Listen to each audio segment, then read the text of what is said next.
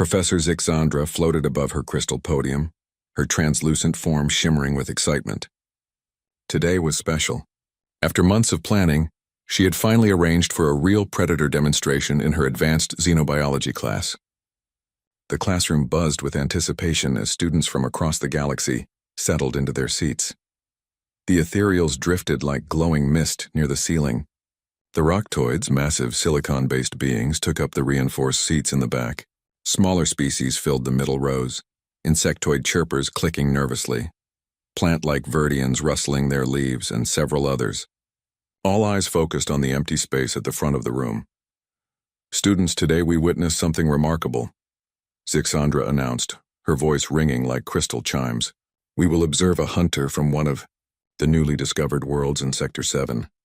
This creature comes from what we classify as a death world, a planet so dangerous that survival requires extraordinary adaptations." A collective shiver ran through the class. Death worlds were legendary. Most civilized species evolved on safe, stable planets with predictable weather and gentle ecosystems.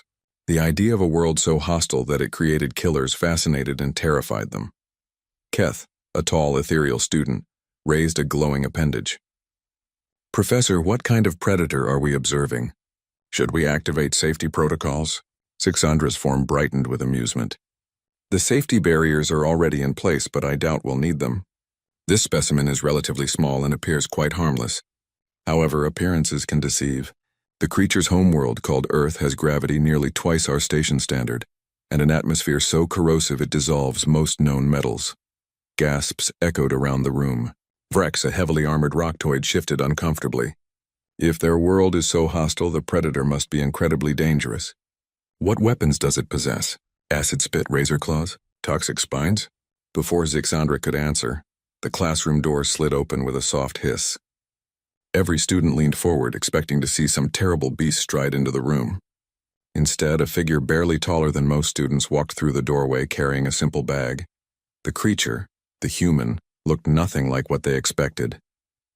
It walked on two legs, which seemed inefficient. Its skin looked soft and pink with no visible armor or scales.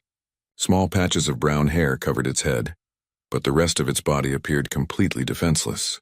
It wore strange coverings that looked like processed plant matter, colored in earth tones that seemed designed to blend with vegetation. The students exchanged confused glances. This was their fearsome Deathworld predator? Marcus Chen stepped into the alien classroom and tried not to show his nervousness. The journey from Earth had taken 3 months, and he still couldn't quite believe he was on a space station, talking to creatures from other worlds. When the Galactic Council had requested a typical human hunter for their educational program, the Canadian Wildlife Service had somehow volunteered him. He looked around the room at the assembled aliens. Some floated, others looked like walking rocks, and a few seemed to be made of light itself. Despite their strange appearances, he recognized the expression on their faces: disappointment. He had seen the same look from city kids when they met their wilderness guide and found an ordinary-looking man instead of some Hollywood action hero. "Hello, everyone," Marcus said, his voice calm and steady. "My name is Marcus Chen. I understand you want to learn about hunting." Professor Zixandra drifted closer to him, her crystalline form pulsing with different colors. "Class, this is our guest from Earth. Notice the bilateral symmetry, the forward-facing optical organs, and the bipedal locomotion. All classic predator adaptations." A small furry student named Pip squeaked from the front row. "But Professor, it has no claws, no fangs, no natural weapons at all. How does it kill prey?" Marcus smiled gently. "We use tools. And our brains." He set his bag down and opened it, revealing what looked like primitive equipment to the advanced aliens. "These are some basic items I use when tracking animals in the wilderness." He pulled out a knife, which caused several students to recoil. The blade was simple steel, nothing compared to their energy weapons or molecular disruptors. Next came a length of rope, a water container, and some dried food. "This is it?" asked Glox, a slug-like being whose eye stalks waved dismissively. "No energy weapons? No advanced sensors? How do you compete with the other predators on your death world?" Marcus considered the question seriously. "Most predators rely on speed, strength, or natural weapons. Humans are different. We're persistence hunters. We might not be the fastest or strongest, but we don't give up. The aliens looked puzzled. Keth floated down from the ceiling, his ethereal form flickering with curiosity. What do you mean, persistence? Surely speed and power are more efficient hunting methods. Not always, Marcus replied. Let me give you an example. On Earth, we have animals called antelope. They're much faster than humans. They can run at speeds of over 70 kilometers per hour, but they can only maintain that speed for short distances. A human can run at maybe 15 kilometers per hour, but we can do it for hours, days even. The classroom fell silent. The concept seemed alien to them. Most galactic species either relied on technology or brief, violent encounters to obtain food. Professor Zixandra's form brightened with interest. You're describing endurance hunting. Your species literally chases prey until it collapses from exhaustion? Marcus nodded. Sometimes, but that's just one method. We also use tracking, following signs and clues that prey animals leave behind. We set traps. We work in groups to surround and confuse our targets. And we think ahead. We predict where animals will go and wait for them there. Vrex, the massive roctoid, rumbled with what might have been skepticism. These sound like the desperate tactics of a weak species. True predators take what they want through strength. Maybe, Marcus said without taking offense. But our desperate tactics made us the dominant species on a planet full of creatures that were bigger, faster, and stronger than us. We hunted animals that stood 4 meters tall and weighed several tons. We survived ice ages, volcanic eruptions, and mass extinctions that wiped out the giants. The room grew quieter. For the first time, some students began to reconsider their initial assessment. Zixandra sensed the shift in mood. Perhaps we should see a demonstration. I've prepared a hunting simulation for our guest. Nothing too challenging, a Class 3 world with moderate dangers. Will you show my students how humans hunt? Marcus looked around the room at the expectant faces, or what he assumed were faces on some of the stranger aliens. He could see doubt in their expressions mixed with curiosity. They expected him to fail, to prove that humans were just another weak species that got lucky. Sure, he said simply. I'd be happy to show you. As Zixandra began activating the holographic systems, Marcus noticed something the aliens missed. Several students were unconsciously leaning away from him, their posture changing subtly. Some primitive part of their minds was beginning to recognize what their conscious thoughts hadn't yet processed. They were in a room with a predator, and for the first time since he'd arrived, Marcus allowed himself a small, confident smile. The real demonstration was about to begin. The classroom lights dimmed as Professor Zixandra activated the holographic simulation. The sterile walls vanished, replaced by a dense forest that seemed to stretch in all directions. Alien trees with purple bark and silver leaves created a canopy overhead.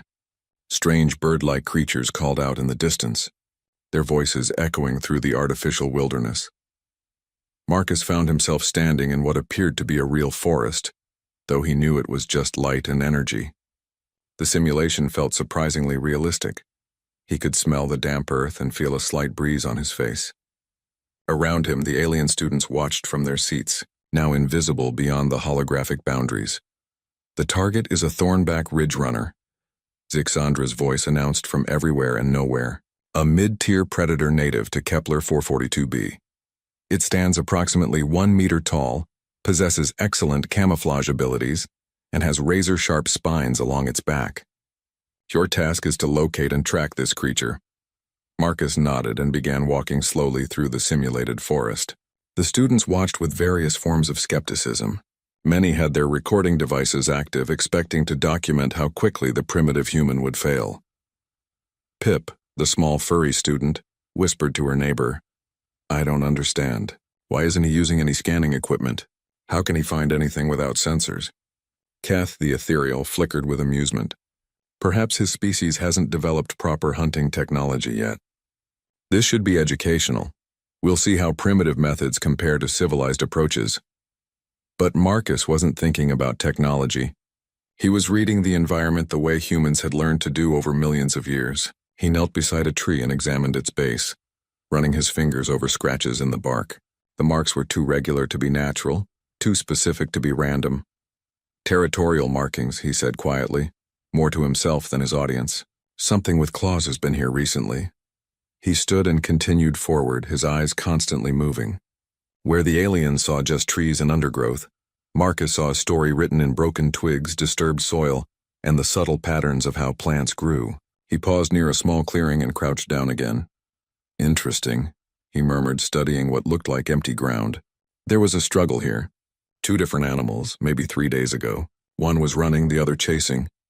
The prey was injured. There's dried blood on that leaf there. Professor Xandra's crystalline form pulsed with surprise. Her sensors showed no traces of old blood anywhere in the simulation.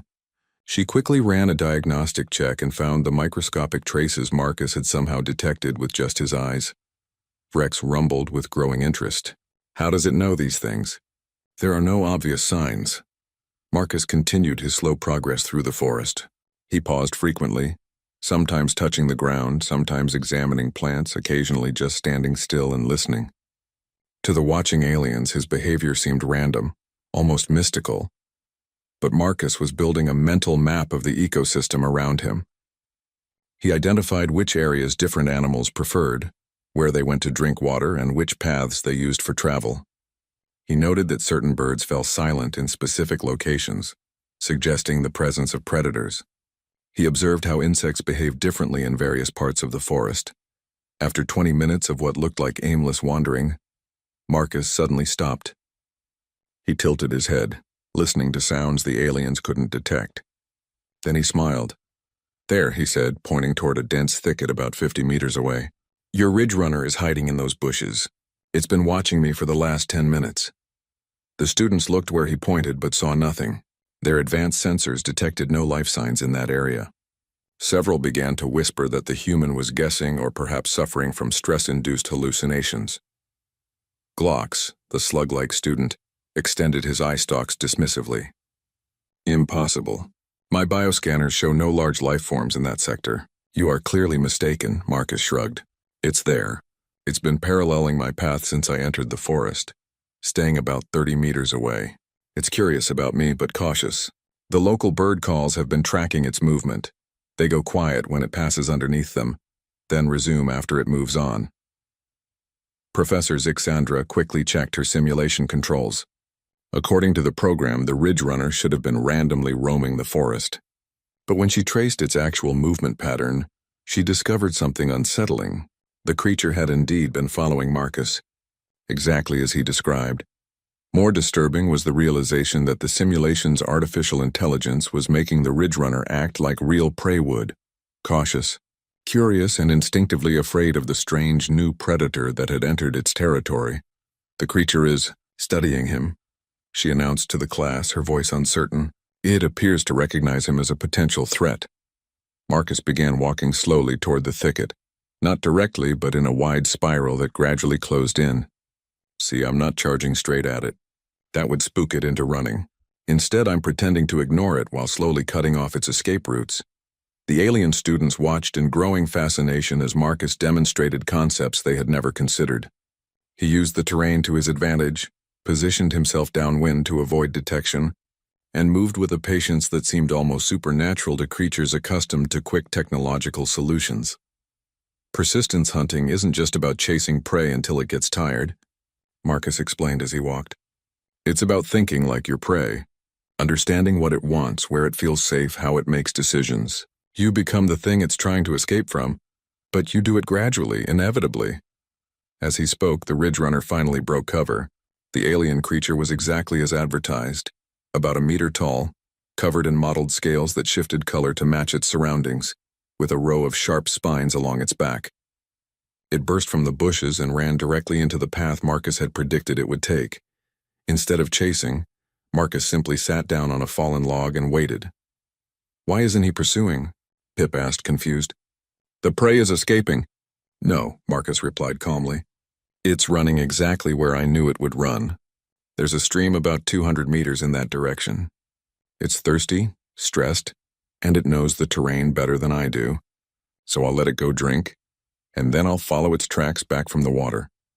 The students watched their sensors as the ridge runner did exactly what Marcus predicted. It ran straight to the stream, drank quickly, and then moved to what it considered a safe hiding spot. Marcus waited another 10 minutes, then stood up and began following a trail that the aliens couldn't see. Within 20 minutes, he was standing outside the creature's new hiding place. The hunt isn't about being stronger or faster, he said, looking back at the invisible classroom. It's about being smarter, more patient, and more determined than your prey. We don't quit. We don't get distracted. We don't give up. The Ridge Runner, realizing it had been found again, made one last desperate run for freedom. Marcus smiled and began to follow at his steady, relentless pace. For the first time since the demonstration began, the alien students understood that they weren't watching a primitive creature stumble through the forest. They were watching a predator do what millions of years of evolution had designed it to do, and the prey was already caught. It just didn't know it yet. Dr. Sarah Chen wiped sweat from her forehead as she worked in the underground laboratory. The facility had been built in an old subway tunnel beneath what used to be Chicago. Above ground, Korthak patrols searched for human resistance fighters. Down here, 50 of Earth's brightest scientists worked around the clock to save their species. Sarah, called Dr. James Morrison from across the room.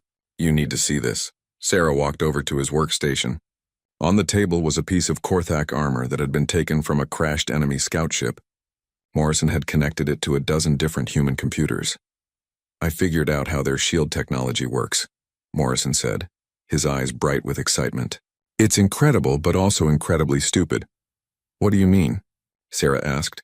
Morrison pointed to the armor piece. The Korthak design everything based on hierarchy. Their shields work by creating layers, with each layer following orders from the layer above it. It's perfect for their military thinking, but it has a huge weakness, which is, if you can confuse the command layer, the whole system falls apart. Look at this. Morrison typed commands into his computer. The Korthak armor began to glow, then suddenly went dark. I sent it contradictory orders, Morrison explained. The system tried to follow both commands at once and shut down completely. We can use this against their ships. Sarah smiled for the first time in weeks. Around the laboratory, other scientists were making similar discoveries. Dr. Yuki Tanaka had figured out how to modify Korthak weapons to work with human power systems. Dr. Carlos Mendez had learned to jam their communications by playing music at specific frequencies. Sarah, another voice called. She turned to see Marcus Rodriguez, one of the resistance leaders from Sao Paulo. He had arrived an hour ago with a team of fighters. Marcus, what is the situation above ground? Better than we hoped, Marcus said. The Korthak think they control the major cities, but they are wrong. We have resistance cells operating in every occupied zone, and we are learning something interesting about our enemies. What? They are not used to fighting guerrilla warfare. The Korthak are designed for big battles between armies. They do not know how to fight an enemy that disappears into crowds and attacks from hiding. Sarah nodded. This matched what the scientists had learned about Korthak technology. Everything was designed for direct, overwhelming force.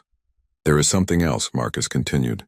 The Korthak have been trying to set up psychological warfare programs. They think they can break our will to fight by showing us how powerful they are. Is it working? Marcus laughed, but there was no humor in the sound. They do not understand humans at all. Every time they destroy one of our cities, more people join the resistance. Every time they kill our people, the survivors fight harder. Yesterday they bombed a hospital in Mexico City. Today we received 500 new volunteers from that area. Dr. Morrison looked up from his work. Why do they not understand this? It seems obvious because, Sarah said slowly, they have never faced an enemy like us before. Think about it. The Zephyrians told Emperor Vexitar that humans exceed limits, but the Korthak have probably conquered dozens of species that all followed the same pattern. Hit them hard enough and they surrender. But we do not surrender, Marcus said. No, Sarah agreed. We adapt. The proof of human adaptation was happening all over Earth.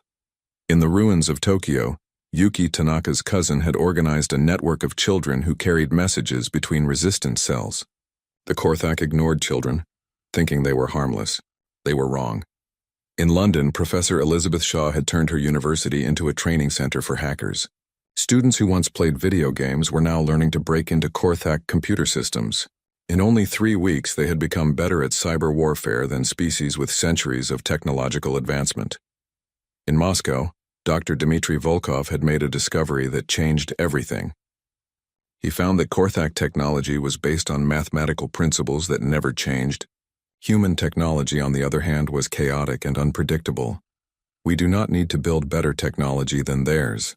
Dr. Volkov explained in a message to resistance leaders worldwide. We need to build technology that they cannot predict or understand. The message had been sent using a communication system that mixed Korthak hardware with human software in ways that made no logical sense. But it worked perfectly. Above ground, Admiral Krexin was discovering the truth of Dr. Volkov's words. His fleet had been reinforced with the Second Fleet, giving him over 200 warships. By every military calculation, he should have been able to crush human resistance in days. Instead, the war was getting worse. "Sir," Lieutenant Vexka reported, "we have lost another patrol ship." "How?" Admiral Krexin demanded. "That was our 15th patrol ship this week. The humans are using tactics we have never seen before. They modified one of their civilian vehicles to look damaged and helpless. When our patrol approached to investigate, the vehicle exploded. But the explosion was not random. They had calculated exactly how to damage our shields and weapons without destroying the ship completely. Why would they not want to destroy it completely? Because, sir, they wanted to capture our crew alive." Admiral Krexin felt cold fear in his stomach. "For what purpose?" "Intelligence gathering, sir. The humans are learning our language, our procedures, our technology. Every captured soldier teaches them something new."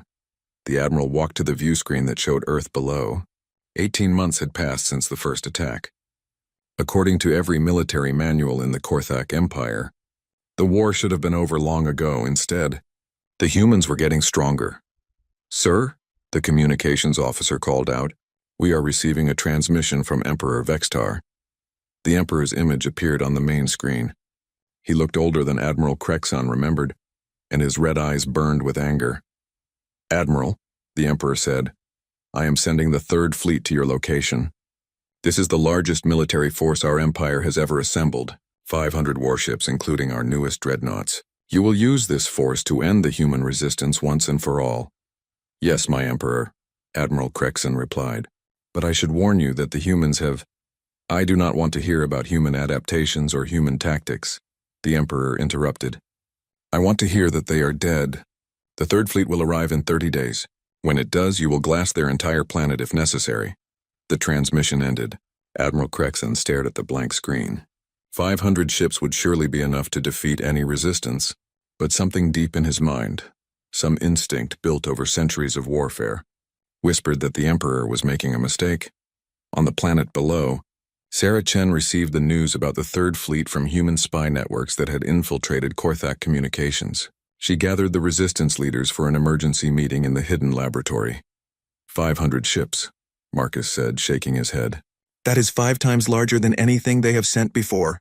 Can we fight them?" Dr. Morrison asked. Sarah looked around the room at the faces of people who had lost everything but refused to give up. Scientists who had become warriors, civilians who had become soldiers, children who had become spies. "Marcus," she said, "how many resistance fighters do we have now?" "Active fighters?" "About 50,000. But if we count everyone who supports the resistance in some way, we are talking about millions." "And how many modified ships?" "We have about 200 vessels that can fight in space. Not many compared to 500 Korthak warships, but our ships are built differently now. We have learned to use their own technology against them." Sarah nodded. "Dr. Morrison, how many weaknesses have we found in their systems?" "Dozens.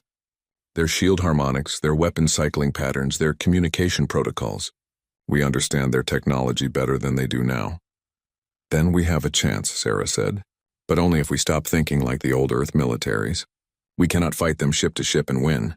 We need to fight them the way humans fight best." "Which is?" Dr. Tanaka asked. Sarah smiled, and this time there was something fierce in her expression. "We fight them like we have nothing left to lose.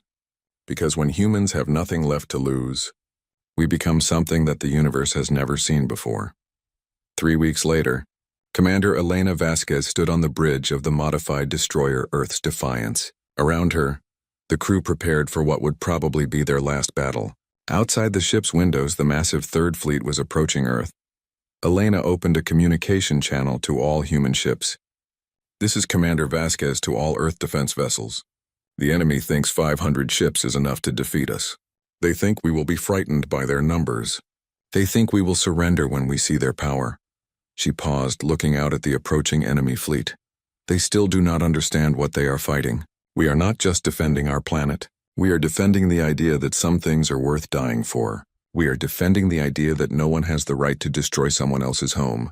We are defending the future of every human child who will ever be born. The human fleet was tiny compared to the Korthak armada, but as Elena watched her ships move into attack formation, she knew something the enemy did not. The Third Fleet was about to learn what happened when humans truly exceeded all limits. Commander Elena Vasquez watched the massive Korthak Third Fleet approach Earth's orbit. 500 warships, each one larger than anything humans had ever built. The enemy flagship alone was 3 miles long, bristling with weapons that could crack moons in half. "Commander," her tactical officer Lieutenant Kim Park said quietly, "our computer shows our chances of victory at 0.0001%. Elena smiled grimly. "Good thing humans do not listen to computers. All ships prepare for attack. Remember, we are not trying to win a normal battle. We are trying to do something impossible." The human fleet consisted of 200 ships, most of them built from salvaged materials and held together with determination. They should not have been able to fly, much less fight, but they did both. Admiral Crexon stood on the bridge of his flagship, watching the pathetic human fleet arrange itself for battle. Beside him, the commander of the Third Fleet, Admiral Theklar, laughed with contempt. "This is what we brought 500 ships to fight?" Theklar said. "I could destroy their entire fleet with one squadron." "Do not underestimate them," Crexon warned. "These humans do not fight like any enemy we have faced before." "They are insects," Theklar replied. "Dangerous insects, perhaps, but still insects. Watch how quickly they run when faced with true power." The Korthak Third Fleet opened fire with everything they had. Energy beams that could melt asteroids, missiles that could destroy space stations, weapons that had conquered 1,000 worlds. The human ships should have been vaporized instantly. Instead, something impossible happened. "Sir," the Korthak tactical officer shouted, "the human ships are not where our targeting computers say they should be." Admiral Theklar stared at his displays. According to every sensor, the human fleet was directly in front of them. According to the explosions lighting up space, they were missing every shot. "How is this possible?" he demanded. Admiral Crexon studied the battle data and felt ice form in his veins. "They are using our own technology against us. Somehow they have learned to confuse our targeting systems." On the bridge of Earth's Defiance, Elena Vasquez watched Korthak weapons fire harmlessly past her ship. "Dr. Morrison's modifications are working perfectly," she said. "The enemy's own sensors are telling them we are somewhere we are not." But Elena knew the trick would not work for long. The Korthak would figure out what was happening and adapt. Humans had minutes, not hours. "All ships," she broadcast, "begin Operation Prometheus. Remember, this is not about destroying their fleet. This is about teaching them something they never expected to learn." The human ship suddenly broke formation and scattered in all directions. But this was not a retreat. It was the beginning of the most insane battle plan in military history. Commander Lisa Zhang, flying a modified cargo ship called Last Hope, dove directly toward the Korthak flagship. Her ship was tiny compared to the enemy dreadnought, like a bee attacking a dragon. "Last Hope, what are you doing?" Elena's voice came over the radio. "That is not your target." "Change of plans, Commander," Lisa replied calmly. "I found something better to do." Lisa's ship was loaded with a special surprise that Dr. Sarah Chen had designed. It was not a bomb or a weapon. It was something much more dangerous to the Korthak, a virus that would spread through their computer networks and teach them humility. "Lisa, you cannot survive a direct assault on their flagship," Elena said. "I do not need to survive," Lisa replied. "I just need to get close enough." Admiral Theklar watched the small human ship approach his flagship and ordered his gunners to destroy it. But the human pilot was flying in patterns that made no sense. She should have been dead 10 times over, but somehow she kept dodging their fire. "Sir," his tactical officer reported, "the human ship is now within our shield perimeter." "Impossible. Our shields should have destroyed it." "Sir, the ship appears to be broadcasting our own shield frequencies back at us." "Our defenses think it is one of our own vessels." Admiral Theklar felt the first hint of fear. These humans were using Korthak technology in ways that the Korthak themselves had never imagined. Lisa Zhang's ship crashed into the side of the flagship, but not before releasing Dr. Chen's virus into the Korthak computer network. Within seconds, every system on the massive ship began to malfunction. Meanwhile, across the battlefield, other human ships were carrying out equally impossible attacks. Captain Marcus Santos flew his fighter directly through the engine exhaust of a Korthak cruiser, somehow surviving the heat that should have vaporized him instantly. He planted explosive charges that were timed to go off at the exact moment the ship's shields recycled. Commander Yuki Tanaka led a squadron of fighters in an attack that should have been suicide. They flew directly at a group of enemy destroyers, waiting until the last possible second before breaking formation. The Korthak ships fired everything they had, but the human fighters were so close that the enemy ended up hitting each other instead. "This is madness," Admiral Thekler shouted as reports poured in from across his fleet. "These tactics violate every principle of space warfare." "That is exactly the point," Admiral Crexon said quietly. "They are not fighting a space battle. They are fighting a human battle." Commander Elena Vasquez watched the chaos spreading through the Korthak fleet and knew this was the moment. The enemy was confused, their systems were failing, and their rigid military thinking was working against them. "All human ships," she broadcast. "Time for the final phase. Show them what happens when humans have nothing left to lose." What happened next would be talked about for centuries. Instead of trying to destroy the Korthak ships, the humans began ramming them. But these were not desperate suicide attacks. They were carefully calculated collisions designed to disable enemy vessels without completely destroying them. Captain David Kim flew his ship directly into the bridge of a Korthak battleship. His last transmission was, "Tell my daughter that Daddy fought the good fight." Lieutenant Sarah Williams crashed her fighter into the main gun of an enemy dreadnought, saving a human colony ship that was trying to evacuate civilians. Commander James Roberts piloted his damaged destroyer in a spiral pattern around 3 Korthak cruisers, somehow managing to tangle them together with debris until they could not maneuver. But the most impossible feat came from Elena Vasquez herself. When her ship's weapons failed and her engines were damaged, she made a decision that went against every rule of naval warfare. She rammed the enemy flagship. Admiral Theklar watched in horror as the tiny human ship came straight at his bridge. His shields should have stopped it. His armor should have deflected it. His weapons should have destroyed it. Instead, Elena Vasquez somehow flew through a gap in his defenses that his computers said did not exist. Her ship crashed into the flagship's command center at exactly the right angle to disable their main weapon systems without breaching the hull. As Admiral Theklar lay dying in his shattered command center, he sent one final message to the Korthak Empire. "They are not fighting to win anymore. They are fighting to make us lose." The Battle of Luna Orbit lasted only 6 hours, but it changed the course of the war.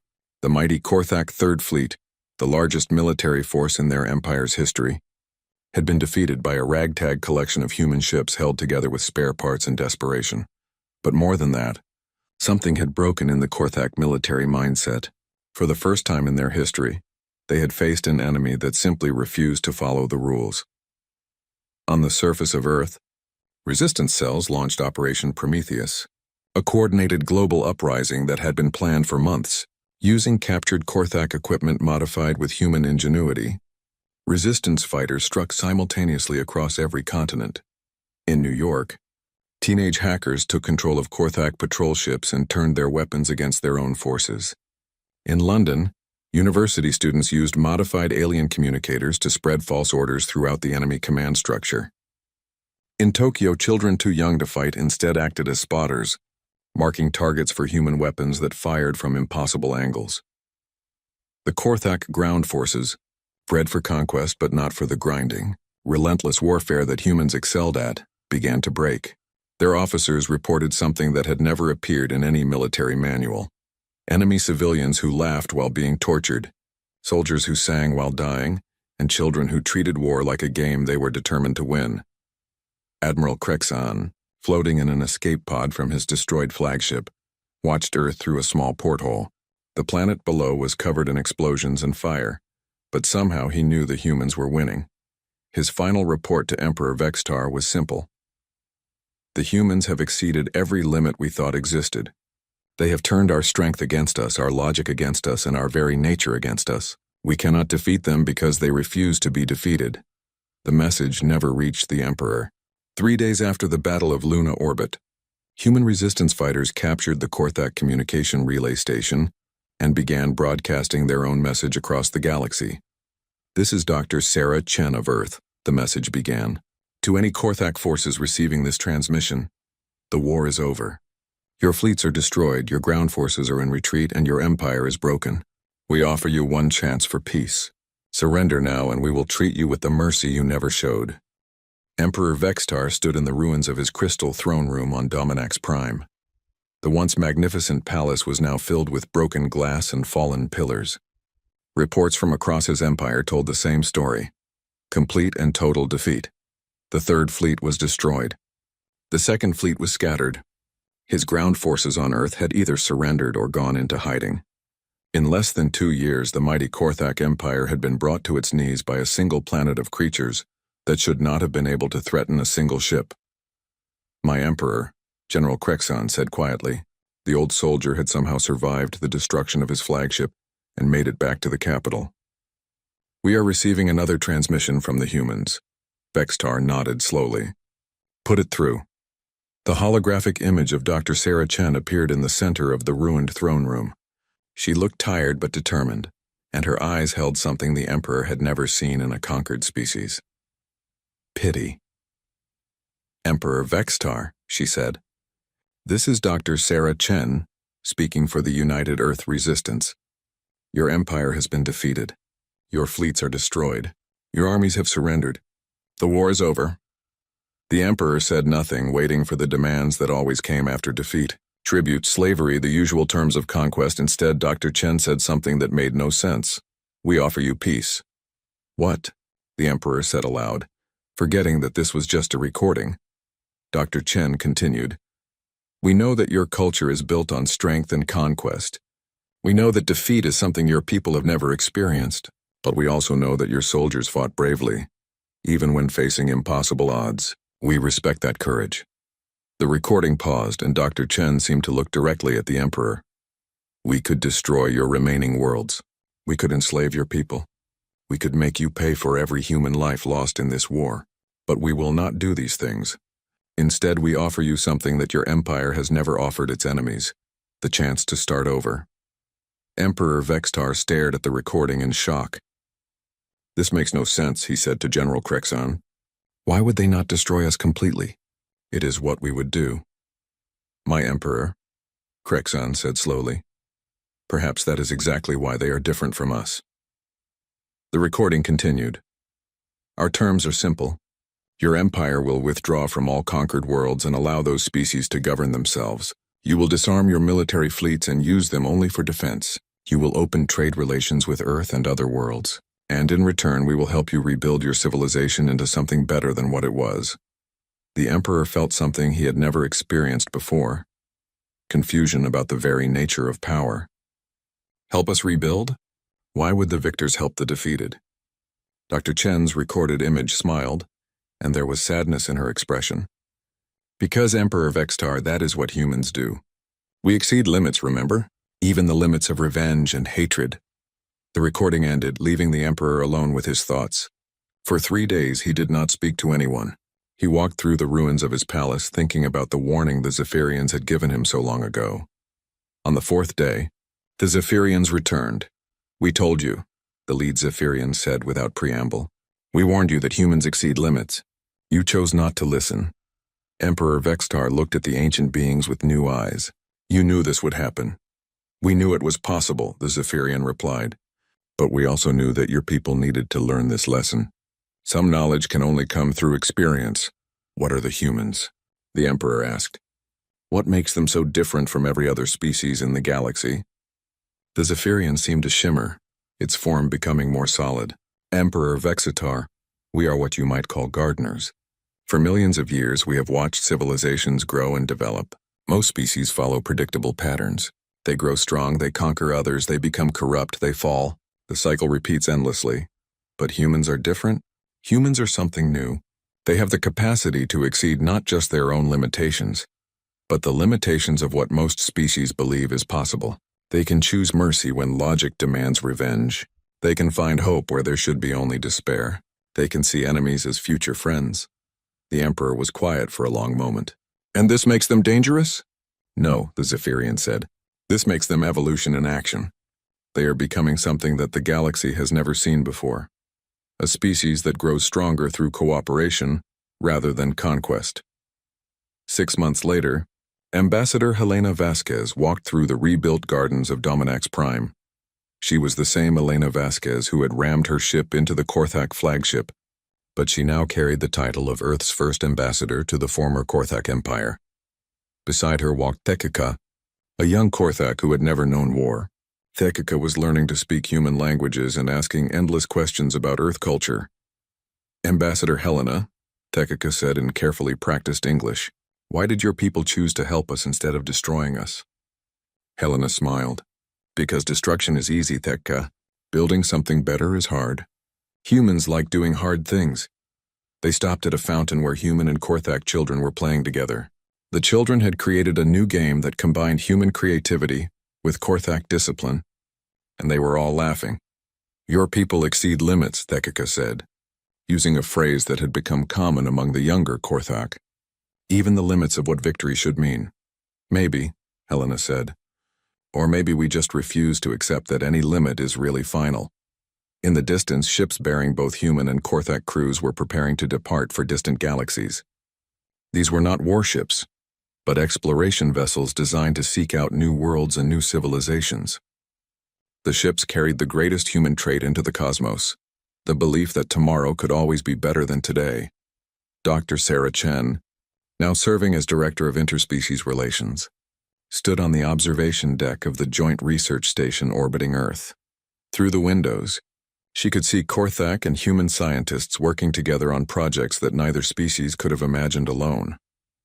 "Dr. Chen," her assistant said, approaching with a data pad, "we have received a request from the Zephyrian Council. They want to meet with you." Sarah nodded. She had been expecting this.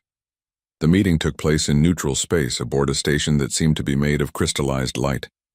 The Zephyrian Council had assembled in full, something that had not happened for over 1,000 years. "Dr. Chen," the lead Zephyrian said, "we have observed the progress your species has made since the end of the war. We are impressed." "Thank you," Sarah said. "Though I suspect you did not ask me here just to give compliments.